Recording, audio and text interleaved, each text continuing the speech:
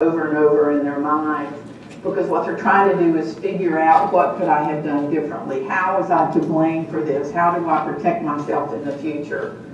And then that leads to new fears that they have that are related to current events but are really linked and resulting from previous events. And those are very hard for us to figure out. We can't always figure out what the connection is. School-age kids also can alternate between being very shy and being very withdrawn, and then move to unusually aggressive behavior. It can be either or it can be both at times. They become so fearful of recurrence of that trauma, even though they don't understand it always, that they avoid those what may have been previously enjoyable activities. You see this a lot of times in kids' ability to relate to other kids. Kids are supposed to play with kids, and that's supposed to be fun. And for many of these children, they don't know how to do that. And so they don't always take enjoyment from peer relationships. And you'll see them on the playground. These are the kids that don't play well with other kids in the sandbox. Sometimes these kids can have thoughts of revenge, and that leads even through adolescence. And the mantra then becomes, do unto others before they do unto us. And they spend a lot of time thinking about, how do I get even for this? And they will even take that out on other people. These kids also have extreme sleep disturbances. And of course, that interferes with the ability to learn, because they don't have an ability to concentrate and pay attention. They're sluggish, and their mind wanders, and they have a lot of on-task behavior, which is so frustrating for teachers. Moving on into adolescence, what you see with adolescents a lot of times is they feel different. They feel like something's wrong with them. They're weak. Even sometimes you've heard these kids feel like they're going crazy because other people treat them as if they're going crazy. These kids are referred for services a lot. Behavioral health services, child welfare services, special ed services, and so they feel like they're very different. And they can be very embarrassed by their situation. And many of these children don't know how to express what they really feel. And so with these kids, a lot of times you see these are the class clowns, or these are the kids that get kicked out of school, because all of that's easier than having people think they're stupid or they're crazy or they're different. So they act out in ways to mask what's really going on with them, because they don't have a really good ability to express their feelings and even identify them often. These kids know that they're unique, and they do feel alone in their pain, and they feel very isolated from mainstream children many times. They don't have an ability to develop positive and maintain positive relationships. And that's with children and even with teachers who have, authority. So they do feel very isolated, and they'll either pull within themselves, or they'll push everybody away with acting out. Because, if they act out, that's an easier way to push people away.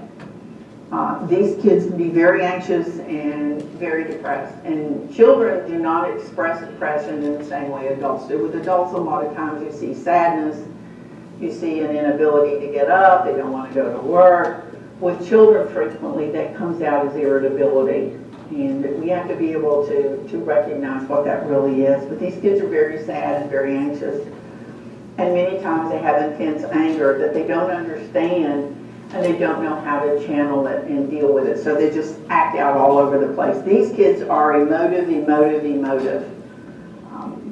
And frequently, a lot of that is a result of low self-esteem and a feeling of helplessness. And children are frequently helpless anyway, but then when they feel even more helpless, it leads them to strive for some kind of control. And so a lot of these kids end up in control battles. And these are the kids that teachers say, sit down and do your work. Sit in that chair, and they want to sit in another chair. Not that they need to sit in another chair, but they have to have some kind of control. And so they're constantly at odds with teachers. These kids are also very disruptive at times. You'll have one child in your classroom that really is a severely involved, traumatic child, and they can disrupt the entire classroom. They can drive everybody crazy. including themselves. And that's, I think, the saddest part for many of these kids is they drive themselves crazy as well, and they just don't know how to stop it. They don't know what to do about it. And we have to help them understand it and help them learn ways to gain internal control, because they don't have any. Again, these kids have sleep disturbances, and these a lot of times are caused by they won't go to bed.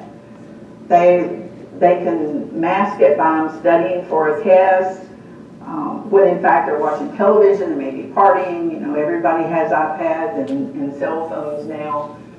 And so they find ways not to go to bed. And again, you know, no sleep means it's challenging the next morning to get up and go to school, but then when you do go to school, to concentrate and learn.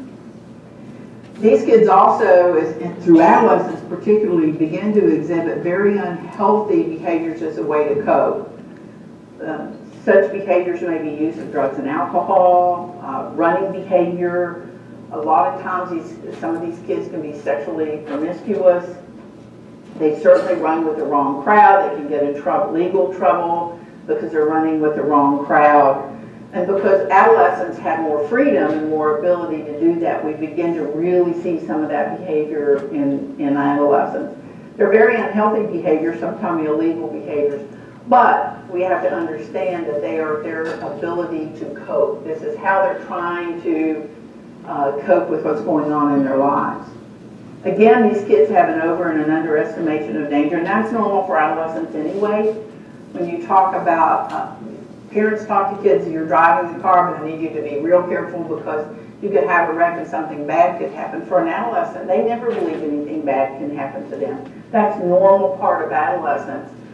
But for these kids, it can work the other way as well. Everything to them is danger in terms of interactions, and so they can overestimate danger.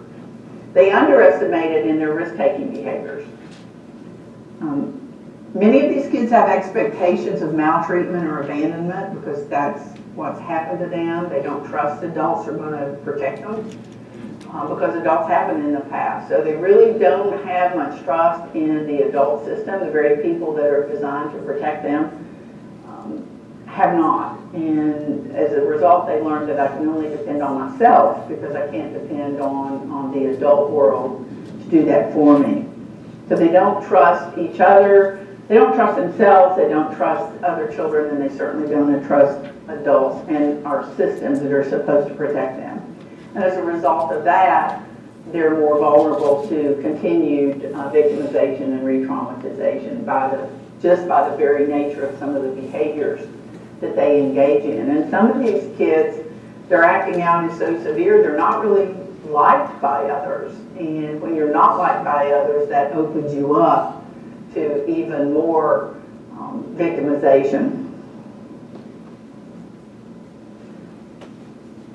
So let's talk about the use of drugs and alcohol. I mean, it's a serious public health problem in our area, in the state, in the nation, and actually even in the world. And we talk about it a lot. We've talked about overdose rates, and we've talked about use of drugs and alcohol for children. And I will say that when I started to work in the field, the typical age of onset for kids who I treated for drugs and alcohol was 15, and now it's down to 10. So we're talking about elementary school children that are beginning to use drugs and alcohol. And for elementary school children, that's typically obtained at home because kids don't have access. So they get it where they can, and for many of these kids, that's home. So the use of drugs and alcohol for not just children, but children and adults, I believe, is a coping mechanism. So we drink to avoid or we drink to get. We have overwhelming emotions, our lives are not going well, we want to forget, so we use drugs and alcohol. It helps us avoid bad things, helps us avoid pain, makes us feel better, or we're running from it. So it is either to get something or to get away from something. The challenge with the use of drugs and alcohol, particularly alcohol, is that frequently it's a reminder of past trauma. Many of these children experience trauma as a result of the use of drugs and alcohol.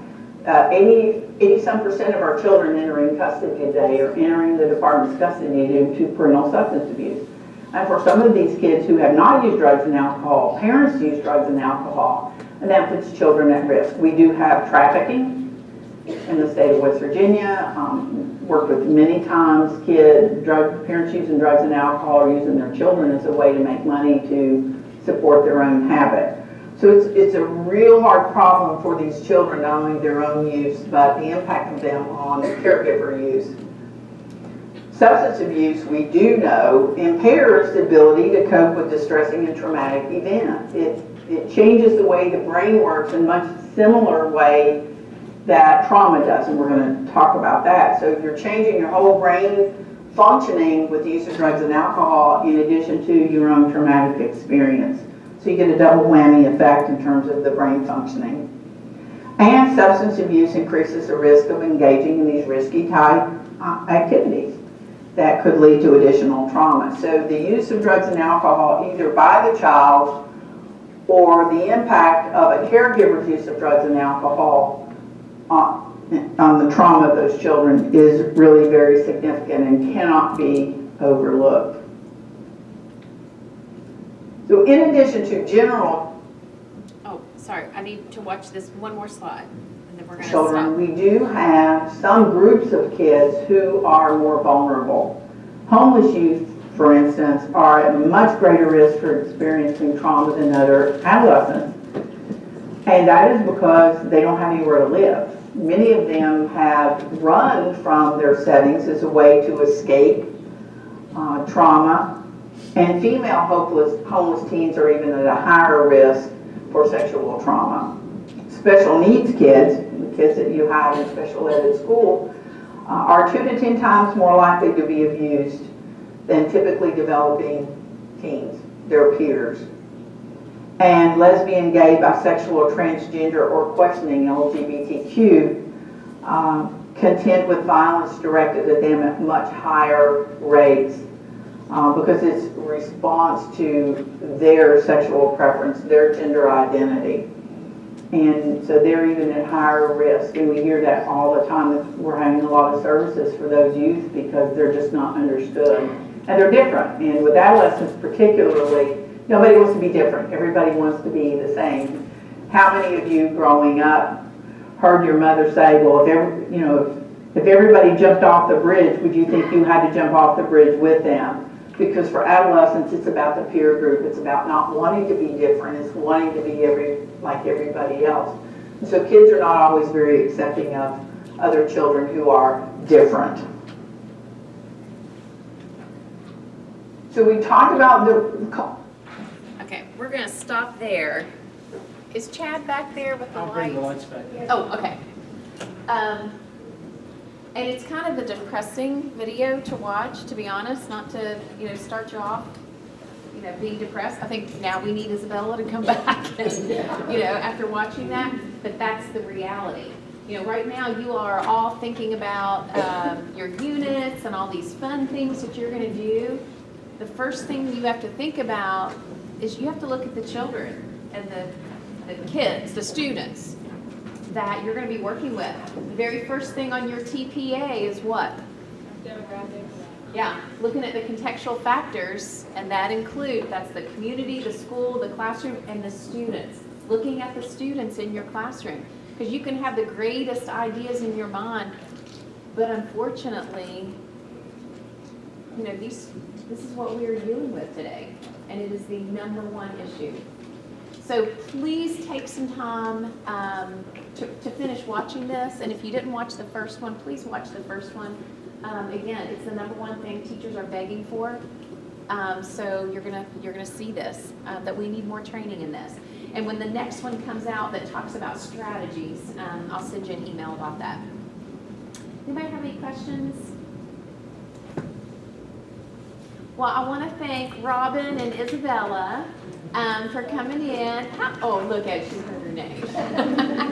Thank you, Isabella. Hi. And I hope you will have a class pet. Not that it's on the same level as what a therapy dog is, but it just changes the whole atmosphere of your classroom. And hopefully one day we'll all have therapy dogs in our schools. That's my hope. All right, I have no idea. Is Amanda out there?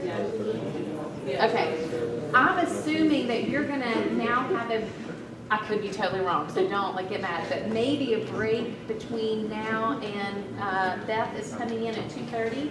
So, what is it? Well, I know, but if she comes in and says, no, we're not taking a break, I didn't say it.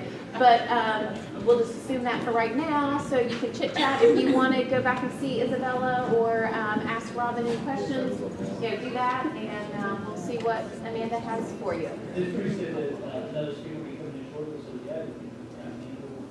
Okay, all right. Thank you all. Thank you for putting those set phones up. I was hoping someone was putting up this stuff. I like the ones last.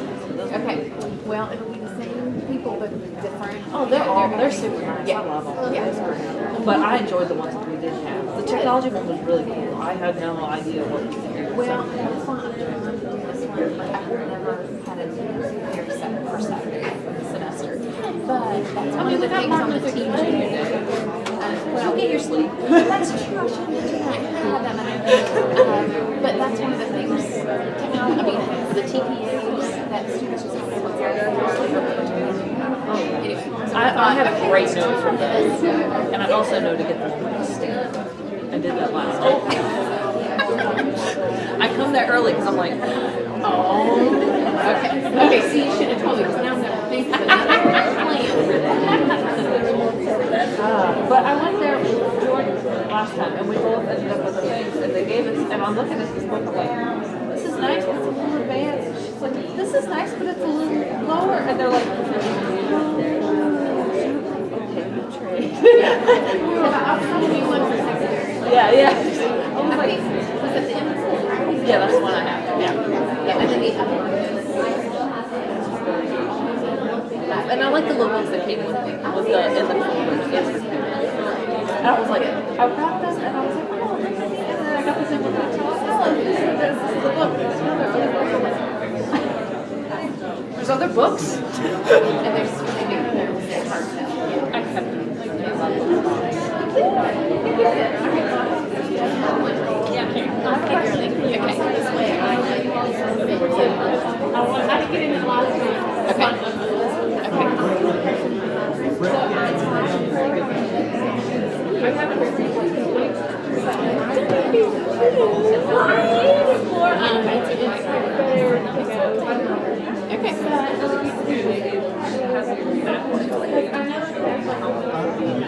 I do not care. I just need for you to email me, so because you know when I walk out of here, beep, it's gone. I need it in writing, so just shoot me an email. Where it comes from too, because it's like a support app, something, so it's like a weird thing where it comes from. It comes from a So I website. send it there. I can give it to you. No. Okay. So that way I don't see it, you know what I mean? Okay. Kind of thing. Okay. And then, so that way I'll send you a word link, something to me, I was like, this is kind of sketchy, because I think that's what I Okay. I'll send you all the Okay. information. Okay. Yeah, you're welcome. Of course I will. I'm so excited. So where's your place? I am at Nova, and I've never been there before. Okay. It's a new school. Yeah, and it's good. Sophie Ellis. Oh, okay. I looked up and she looked like she done some stuff. Yes. Yes, she has. Yeah. And then, do you want to know your second? You're still there, but Yeah, but I don't stay have there. I You're know. good now. Yeah. So sorry. Then I have for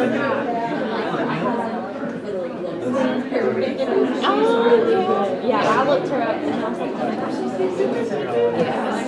okay, but I'll be fine. And I think she did something with AFT. Yeah, she did. Yeah. Yeah. Yeah, big So she's being good. If you stay in this area, or you want somewhere else. I thought but I really sounds crazy because I was looking last night. I want to go get a dog. I obviously want to do that. So that's like in a personal statement, like what I'm going to do. And it sounds crazy, but I think educational law is so so crazy. And I love it so much. Really? So I think like maybe later on, after we have our after getting married, I'll be excited about that. I know, I told him when Really? Thank you. Sorry, I haven't even gotten off there. No, it's fine, we're good, we're It's like good. a mini law degree, and when you get your doctorate degree, you can study educational law. So So it's like educational foundations all the same thing. So I would have like the whole scope of things. You just try that jump. She needs to look at And where? University of Colorado has one. I'm not all about Colorado. I was like, I told my mom about it. She was like, what are you gonna do? All right, guys, we're gonna keep. Woo! I told you I didn't mean that.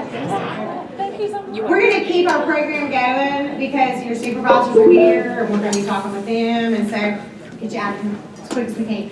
So, oh yeah. No, it's okay. I was really loud. So. I could not. I didn't play my videos today because of that. They had to help me. Now they know. So, yes. So Y'all didn't help me. They didn't help me. They didn't want to see my stuff. I got you. I'll remember this. All right. So Miss Beth Law, she is from Career Services, and I have pumped you up, man. I have talked you up. But she has awesome info regarding building your resume this semester, and then we usually have her come back there here at the end and kind of recap everything. But just let's give her your full attention, okay? Thank you. Thank you. You're welcome. Hi, everybody. How are you all? Good. It's the end of the day, right? We're all tired. Okay. Well, I tend to talk a lot, so whenever I'm going through my stuff, if you all just want to interrupt me, raise your hand or whatever, as teachers, feel free, and I will stop talking. Congratulations. All of y'all passed your praxis, right? Yeah. Very exciting. Okay, so I'm going to talk about a few things. I'm going to talk about your resume building, and I'm going to talk a little bit about networking too, and things that you might want to think about when you're student teaching this semester that might help you get a job. How many of you all are elementary ed majors? Okay, who all is secondary? Who has like K-12, like music, art? Okay, perfect. So you can see that a lot of you all, the majority of you all are elementary education majors, right? So it's kind of hard to get your foot in the door, I feel like, when you're elementary, except unless you know somebody at the Board of Education or know somebody in the school system that can help you. Any of you all definitely staying in the state of West Virginia when you graduate? Okay, does anybody have a job lined up? Okay. Does anybody know specifically where they're going? Like if you're going to North Carolina, Texas, who's that? Who just wants a job? They don't care where they go. Okay. All right. So I would like for you guys to think about these 8 core competencies that NACE, which NACE works a lot with universities and colleges and employers and tries to put the piece together. So these are the 8 competencies they say you should have on your resume. In some way, you should reflect these 8 things. Okay? You should be able to talk about your problem solving and your critical thinking. I think with your degree, that's kind of easy, right? Because you're faced with student problems and working through those. So think about that. Your communication skills should be top notch as an educator. Okay? So you have to make sure your resume looks good though in writing for you to be able to talk about your verbal communications in an interview. So just think about that. Teamwork, collaboration, they think is very important, okay? And I think you guys do that a lot, right? You collaborate with other educators, you probably collaborate with parents, you collaborate with special needs. So there's all kinds of collaboration there. So what have you done to show that you're a good team player on your resume, okay? Leadership is highly important. It's actually one of the most important things when someone's looking to hire you for a job. So, do any of you feel like you all have good leadership experience? Okay, where do you all feel you gained that leadership experience? Bartending. Bartending, okay. You probably do have to have leadership for that, right? Working in industry. Marketing, is that what you said? Working in industry. Oh, working in industry, yeah, just working in industry, that's good. Do any of you all belong to any organizations on campus? Okay. Do any of you all hold roles or plan or organize or do anything within those organizations? That shows leadership, okay? How many of you all work a part-time job that's not related to education? Okay? So in those part-time jobs, have any of you all been responsible for money or opening stores, closing stores, training others? That shows leadership, okay? So think about that as well. Digital technology, UCORP teachers, it probably changes with every county and every year. It's the technology that you have to work with. Whether, I think Cabell County has Schoology now. It was on course last year. 2 years before that, it was like Edline or something. I don't know. So just being able to adapt, not only being good with software, but also being adaptable. Number 6 is a big one. Okay?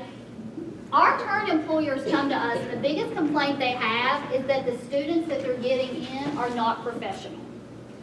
Okay? So what do you guys think that it takes to be professional? Well dressed, I think you should dress the part. Yes, dressing the part. What else? Being respectful. Being respectful. What else? On time. Punctuality. That is a big one. We've gotten more complaints about punctuality lately than we ever heard before. What else makes you professional? Staying off your phone. Technology, staying off your phone, okay? I will make a complaint about that because that is normally what the employers are saying to us, that you're on your phone all the time. And I will have to say, I'm working on my post-bac certificate. I will never get it because I will never leave work to do my second observation student teaching, but I've done all the coursework. And I can tell you that sometimes when I text my kids' teachers during the day, they're texting me back at no matter what time I text them. And I'm like, why are you all on your phone? You shouldn't be texting me right now. So phones really are a big deal now. Okay, so what else with professionalism? Speaking professionally.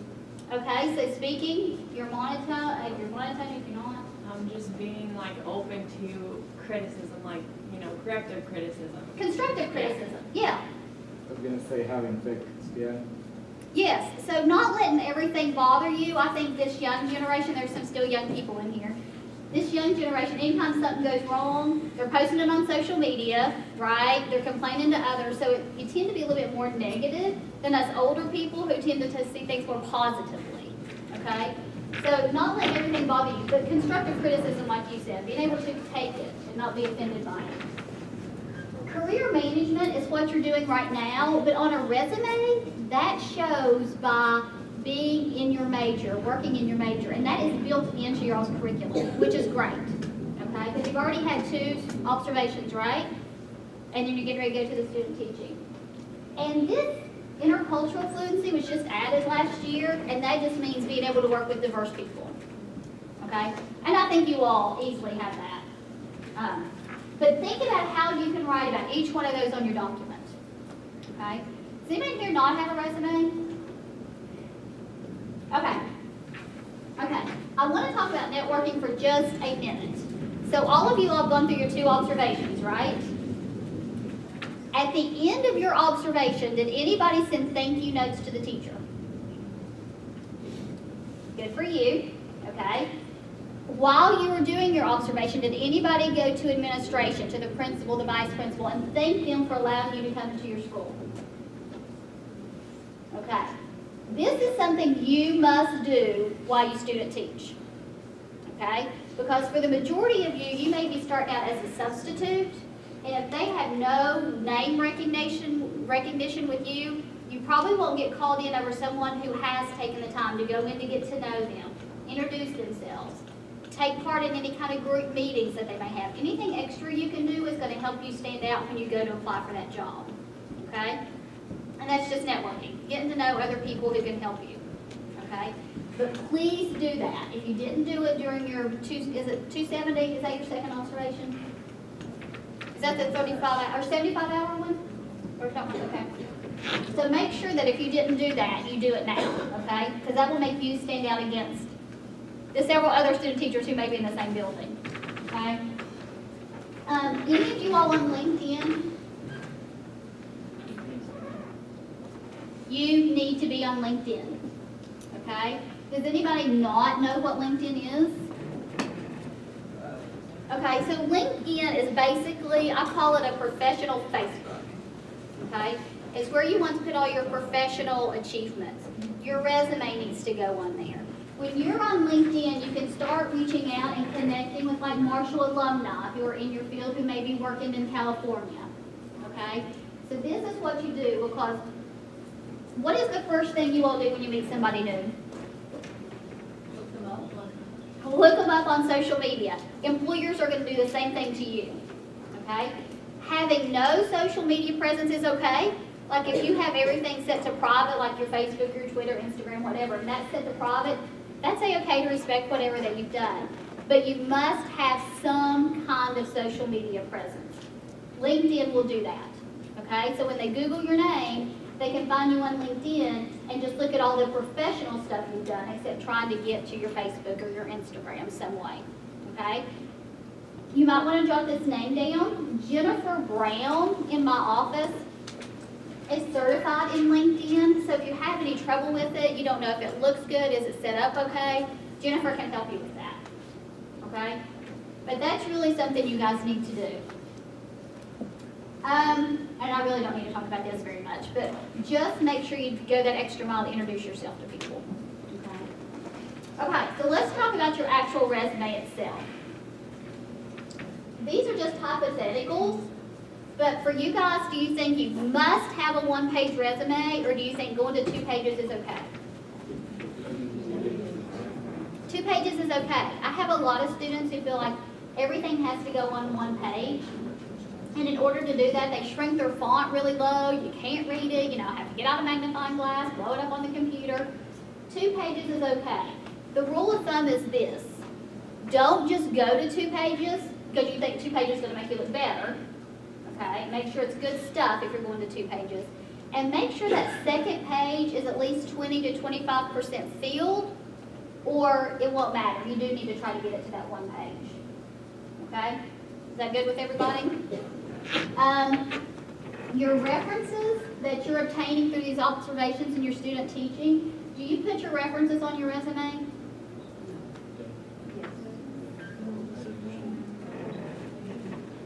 I have some yeses, I have some nos, I have some maybes. Generally, no. Okay? If you're applying for a job where they specifically ask you for references at the time that you're submitting your resume, add them to it. Okay? But generally, your references are just listed as attached or available upon request, but they get their own second page or third page, whatever the case may be. Okay? Have any of y'all started looking at jobs on the county websites? Unfortunately, every county's different. Have y'all run into that? I wish the state of West Virginia had a unified system, which would make it a lot easier for you all, but every county is different. For some counties, they just might want you to type in your references in a way to contact them, so they'll email them and get stuff back. Others will want you to put on your resume. It's not, there's no uniformity, okay? So you might have to do different things for different places. What about hobbies? Personal information. Anything that you have, would you want to put that on there? I think it depends on whether or not it might be pertinent to the information you're adding. Like if you are like an avid, like you do 4-H camps or something like that, that might be something you might want to include because it shows that you work with children who like have this more experience with it than say someone who's just done chemicals. Yeah, and I would honestly say for something like that, for like 4-H experience, because I work with a lot of students who come from rural counties who have 4-H backgrounds, to me, I would put that more under experience than I would like, any kind of hobbies or anything. Because to me, that is experience because you're working with youth. Do I have anybody in here who's like an art major? Okay, so if you have any interest or you have put in artwork at any particular shows or something like that where you've been recognized but it still goes with your degree, I think that's okay. Okay? But generally you want to leave that stuff off unless it is permanent. Anybody here an Eagle Scout? Because she mentions 4-H, so that made me think, Eagle Scout's great. That's something you keep on your resume forever. So that's good. Okay. Formatting, how is it supposed to look? Appropriate is a good word. Okay? Did anybody create their resume on a Word template? I imagine several of you did. Redo it. Okay? The reason I say that is whenever you're applying for a job, there's probably going to be, what would you guess, 50 people going against you or something like that? If your resume looks exactly the same as the next 12 or 15 that come in because they've all used that same Word template, you are not going to stand out. Okay? I say create your own, just open Word and start creating your document, and then you can play with what font style you're using, how you set it up, how you've arranged it. But I definitely would not use the word templates, okay? Part of my job is reviewing resumes every day, and I can tell you that out of one day, I might look at 20 or 30. I bet it's almost a 50-50 split between one template versus another template. Okay, nobody stands out. So work on that. Find yourself a way to stand out.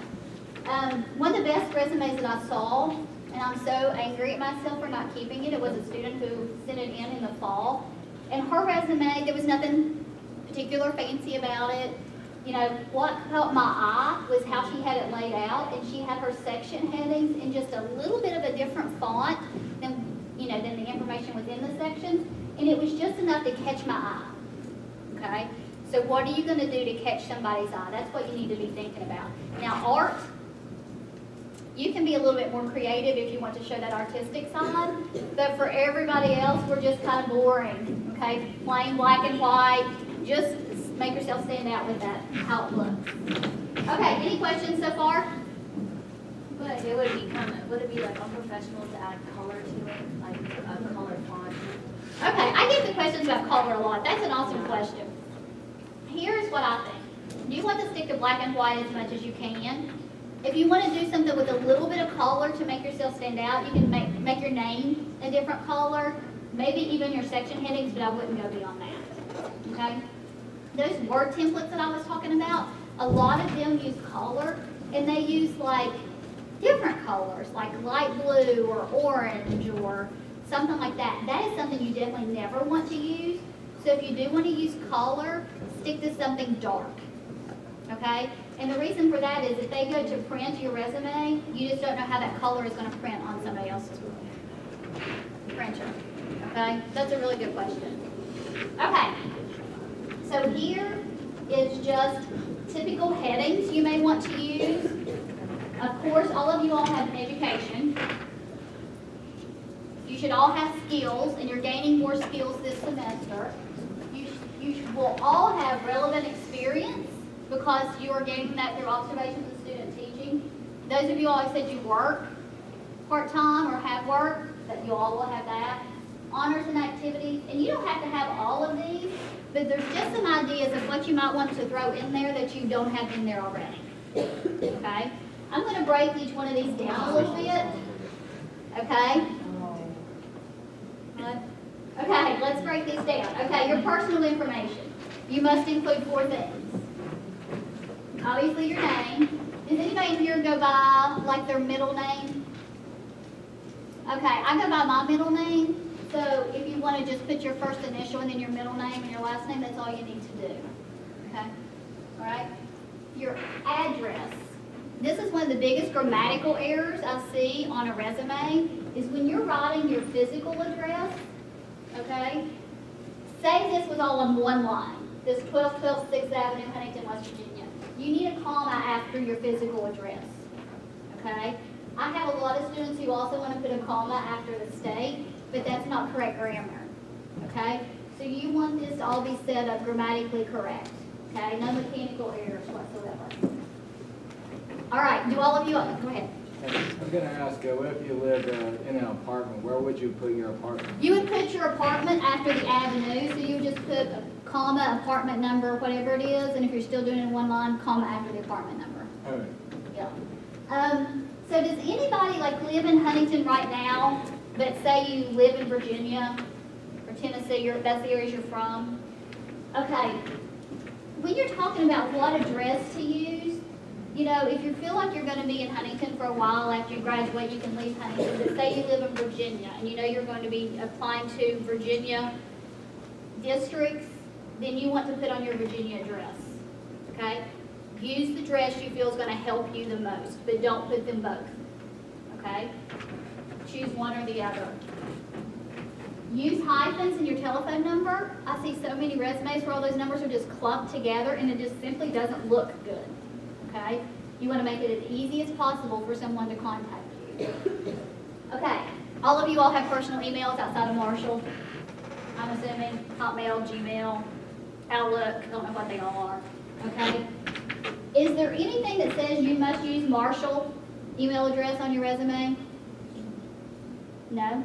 If you want to use your personal resume, because that's maybe an email that you check most often, use it, but make sure it represents your name, okay? It can't be soccermom@outlook.com or something like that. You make sure it somehow is representative of your name, okay? Or stick to Marshall. You guys know when you're typing your email addresses and hit enter, what happened? Hyperlink turns it blue. If you want to leave your hyperlink in, that's A-okay. Just highlight it and change your font to black because you want it to stay consistent with the rest of your document, or just delete the hyperlink, okay? But what you don't want is that blue sticking out, okay? That blue hyperlink, okay? Any other question about what goes at the top? Once you create your LinkedIn account, because I'm just going to assume everybody's going to get one, okay? You can actually put your LinkedIn account right here under your name. Do any of you all have like any, what is it called, Weebly? Does anybody have like any kind of account set up that like shows their work while they've been here at Marshall? Okay, so if you all have something like that, like a website where a lot of your work is, you should also put that up here at the top so they can link out to it. Okay? That's really good. Any other questions you have about personal information? Go ahead. I just got one little thing. I've seen some people put like their picture on the resume. Is that a good idea? No, that's illegal. Oh, okay. It's not that illegal that you do it, you're going to go to jail, right? But equal opportunity says that if they know whether you're man, woman, age, married, not married, anything like that, that will somehow make you stand out about somebody else, or maybe not. So if they see a picture on there, you automatically go to the trash. Yeah. And I will say those word templates, some of them have a place, a square at the top that says upload picture here. And what do students do? You upload a picture there, okay? But if you do that, no, it's bad news for you, okay? All right, let's talk about your education, okay? Make sure these 4 items are included when you're talking about education. The name of the institution, which we're all at Marshall, the location, and it's just city and state. I have a lot of people who want to put like 1 John Marshall Drive or something on their resume. Don't do that. City and state is all that's needed. Your degree name, so I just put elementary up here. But make sure that you put in the Bachelor of Arts. A lot of people would put on their resume like secondary education, emphasis in English or something, okay? That is what you're emphasizing in, but your actual degree name is you're getting a Bachelor of Arts. So you want to make sure that's representative in your resume, okay? And the date you all expect to graduate. Just the month and the year. Are all of y'all graduating in May? Is anybody not, like coming in the summer or anything? Okay, great. So you would just want to put May 2019 for your graduation date. And that's it. Did anybody here transfer from another institution? How long did you go there? For 1 semester. Okay, don't worry about putting it on there. Okay, anybody else? How long did you go? A year? You would want to put that on there. What if it was before, like, none of my classes really transferred, though? You still include it? Let me ask you this, when you look at your transcript, can you still see those classes there at the bottom of your transcript? Then not good. Okay. Anybody else? For undergrad, yeah. For undergrad, okay, did you receive your undergrad I received my degree? undergrad degree from here, Okay, but I went to WVU for like 3 years. 3 years before, as part of that bachelor year? Okay, then y'all put it on there, yeah. Okay, so do you all want to keep your high school on there anymore? No, you don't. The only thing you can keep on there from high school indefinitely if you want to is if you're a valedictorian or salutatorian of your class, okay? Then you definitely want to put that on there, but otherwise it's time to get rid of high school, okay?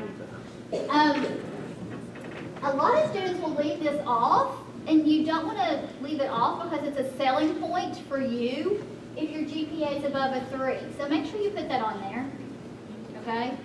Because I think that that's a huge selling point for you all. all right? Anybody here have a minor? Like, did you all get a minor? Did anybody here get a minor in anything? Okay, so, go ahead. Sorry, what about it, like, we have a special education endorsement, what, Okay, if you have an endorsement, what I would do is I would list your degree name on one line and then put your endorsement on the second. Yeah, absolutely. And then if you have a minor, then you definitely just want to keep going in order of importance, okay? So you want to put your minor under your major. So I'm in a situation where I went to a school for a couple of years, had a lower GPA, and then I came here, I am just coming here for 4 years, I have a higher GPA, but we can count it all together.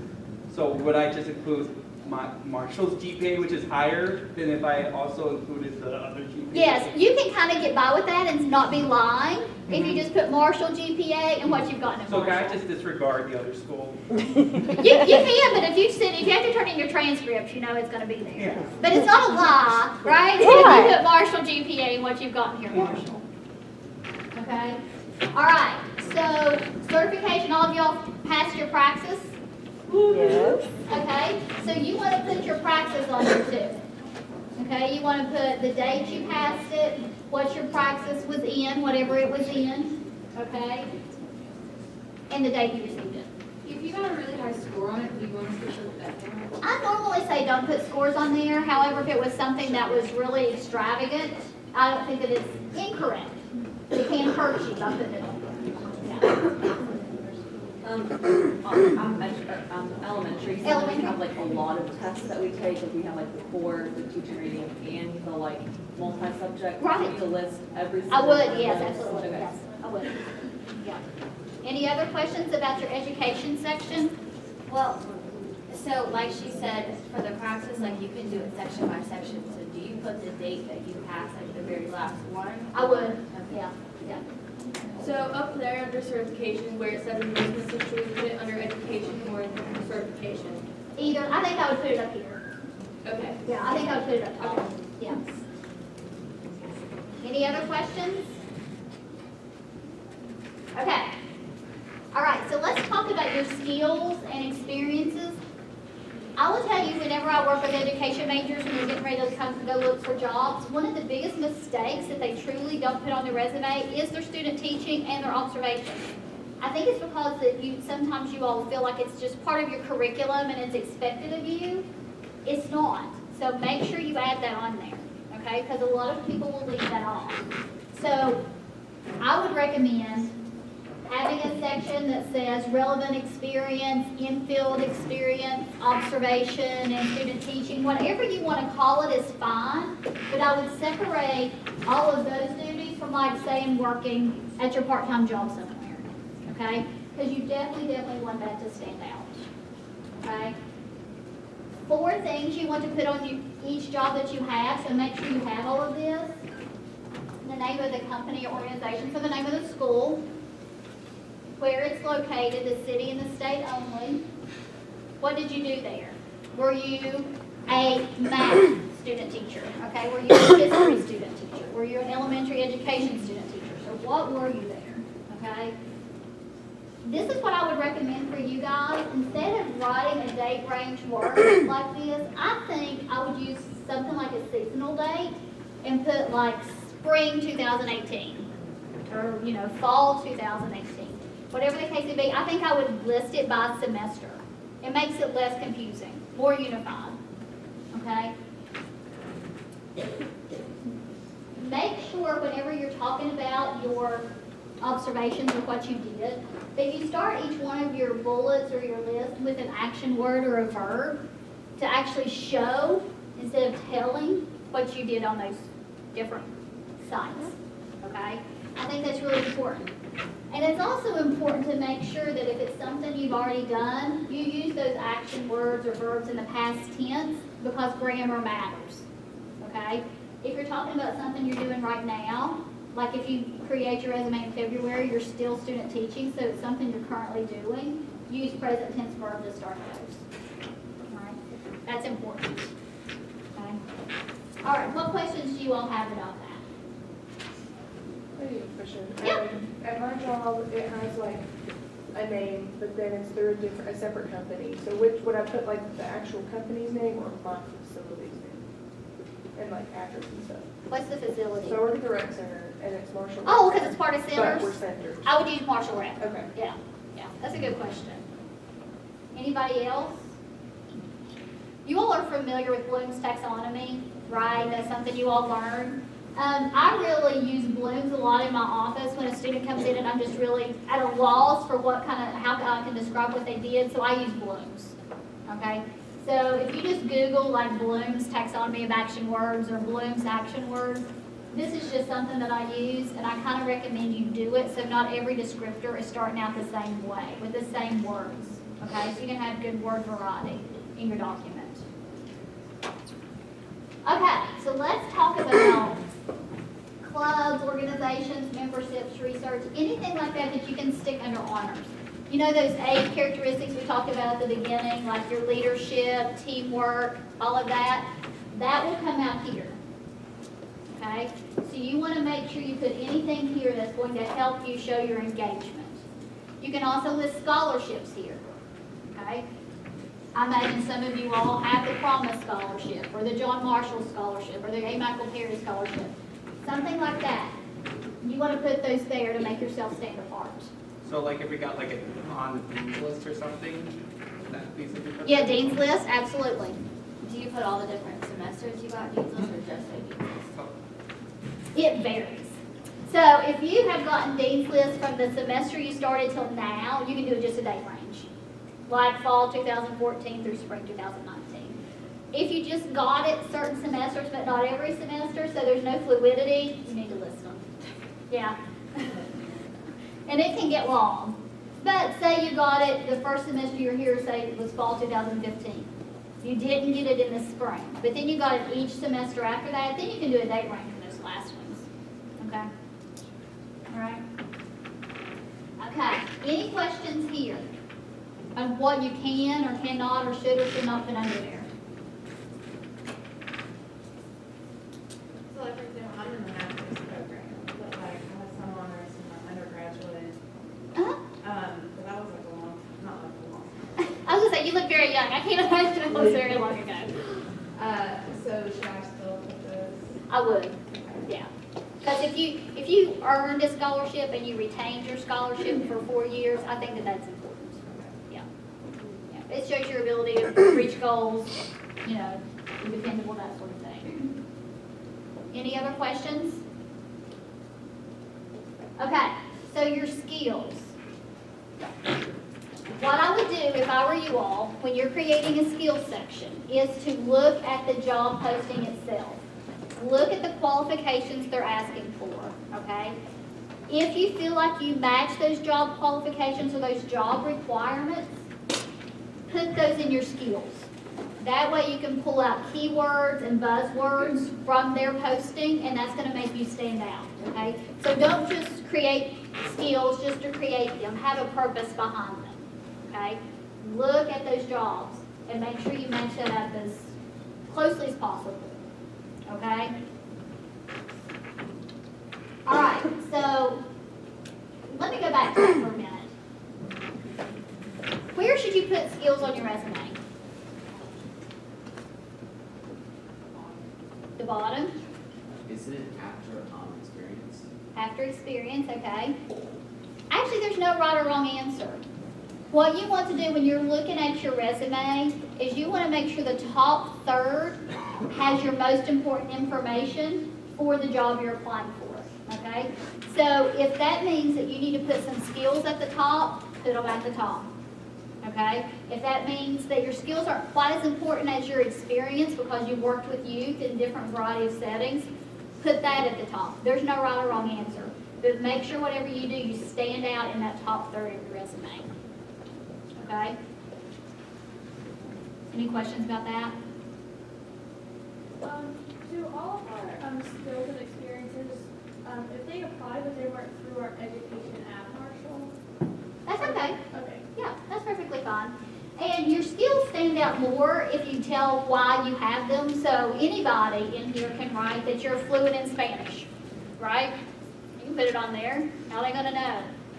But make sure you say how you became fluent in Spanish. You know, fluent in Spanish through 2 study abroad semesters, okay?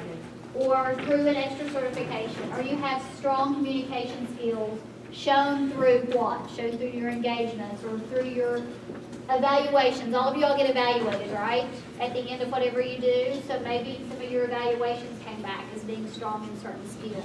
So make sure you tell how you became skilled, because that will make you stand out more over somebody else. Okay? All right, so these are just my do's and my don'ts. Make sure your resume just looks good.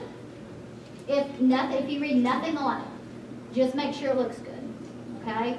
Whether you right justify stuff, left justify stuff, whatever, just make sure it looks good. Okay? We talked about verb tenses, that's important. We did talk about fonts, and honestly, you can use whatever font you like, just do not use the word default. Okay? Because that shows that you don't care. Okay? That you didn't put any effort into it. So make sure you get off of that word default. Okay? Make sure you can read it. Like I said earlier, don't want it to supersize or get real minuscule. Make your section headings stand out. Which ones are the most important? Those are the ones you're going to list first. Okay? We talked about, because of the picture, we talked about personal information. But remember, personal information can't be on there. Okay? We talked about word templates and skills. Color, we hit on that. This one I didn't hit on. But whenever you're describing something, make sure you don't use complete sentences. You don't want the word I in your resume anywhere. Like, I did this, I did that, I was awarded for this. You don't want to, you want to stay away from sentence structure. Okay? Any questions? Good? Okay. Job tracks. Has anybody here used job tracks before? Yes? So just a few. Job tracks, you can use I kind of describe it as like an iCloud, but it's through job tracks, okay? Because once you leave Marshall, you'll still be able to sign on to MyMU indefinitely. You will still have access to everything you did on MyMU. So that means you can get on job tracks, and a lot of educators use it to upload everything that pertains to what your field of study while you've been here at Marshall. Okay? A lot of them will upload their practice scores, their transcripts, their resumes, but any kind of evaluations and stuff, we scan and upload, so therefore you know you have all your documents digitally in one place. Okay? If you don't know how to use job tracks but would like to know, just come and see us. Okay? We can help you with that. But I find that more students in education and like in the health field, when they've gone out and done observations and stuff, use this more than any others. Okay. Amanda probably told you about the Educator Expo on March 6th, so I would put that in your calendar. It's downstairs. Oh, it's in this room. It's in this room, downstairs. I am downstairs. We're down here. So it's in this room, and it's on March 6th from 12:30 to 3:30. And we'll talk more about that the closer the time comes, because you guys will be dismissed to come that day, that kind of thing. Okay, for Yeah. sure. I think I told Amanda when I looked the other day, I think there are already 15 school systems signed up. So That's great. a lot, and they're from really all over. We get a lot of North Carolinas here. We had Alaska here the last We've had two times, Alaska, right? Las Vegas. I was Yeah. trying to think of some. The but Myrtle we've had- Beach is always Yeah. here because the recruiter is from Marshall. From Marshall, yeah. So there is a lot of opportunities out there. Okay, so just come, talk, network, bring your resume with you so you're able to hand it to somebody and they're able to know how to contact you back. Okay, that's real important. A lot of students will come, but they will have nothing to leave. Mhm. So make sure you bring your resume so you can leave it with the school district you're in. Did you have a question? All right, so I'm done. So you all have any last questions for me, thinking about anything that I talked about? Okay, what about